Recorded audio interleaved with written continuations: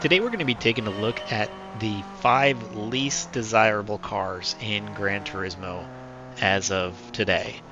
The 5th place vehicle is actually this Toyota Hymedic ambulance. It's an all-wheel drive heavy vehicle and, well, an ambulance. To be fair, the vehicle is free to own, so the only cost to you is whatever modifications you end up adding to it, but there is an unseen cost, and that's in the time and effort that Polyphony put into modeling this vehicle.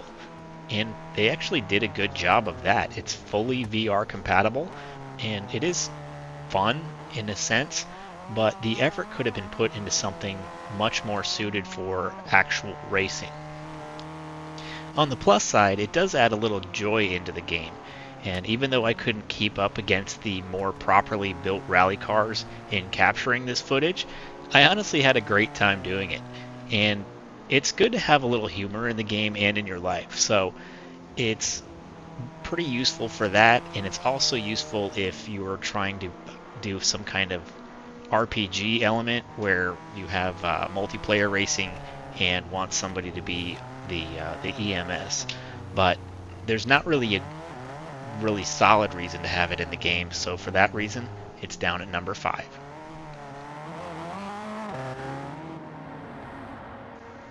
Coming in at number 4 is the Toyota Prius G. And this car was one of my bigger disappointments because I bought it early on in the game thinking I could mod it and turn it into a fun sleeper. I wanted to beat up on supercars using a Prius. It just seemed like a funny concept to me. But the issue is that this car's engine is basically like the generator for the electric motor. So when you floor the car, it ends up sounding like a leaf blower, making me regret buying the optional intake and exhaust systems that really didn't aid in the performance, but just made this drone that's awful inside the car.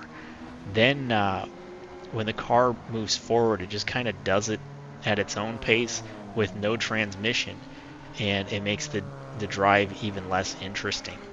The top speed of the Prius is 127 miles per hour or 205 kilometers per hour, further limiting the usefulness on this car.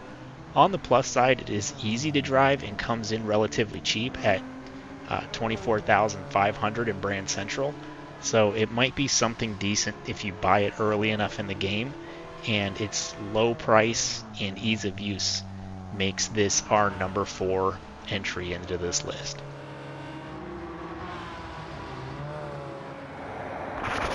At number 3, we have a similar vehicle, the BMW i3.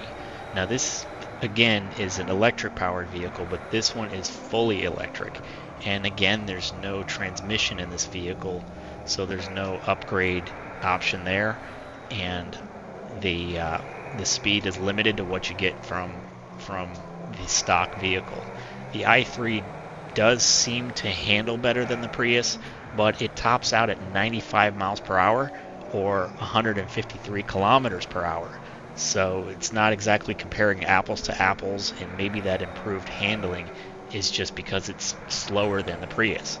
But it's also more expensive.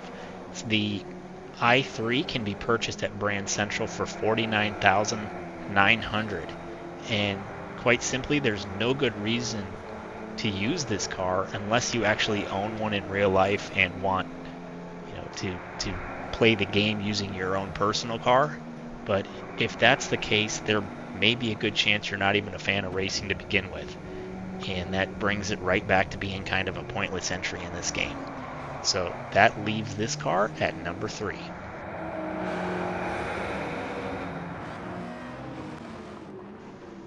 Our runner-up on the list is the Tesla Model S Signature Performance. Again, an electric car with no transmission. The reason these cars don't have transmissions in real life is because the torque of these electric motors would just shatter the gears. But it severely limits the usability of these cars in the game. And the Model S in game tops out at 132 miles per hour, which is lower than the recently added Model 3, and the real life vehicle is supposed to be around 155 or even approaching 200 if you opt for the Plaid. With the top speed being so low, any straightaway is going to make this car just get dominated by the competition. And it's not particularly agile either because the car is so heavy. So what it does have is acceleration, but there's limits on how far you can accelerate when you top out at 132 miles per hour.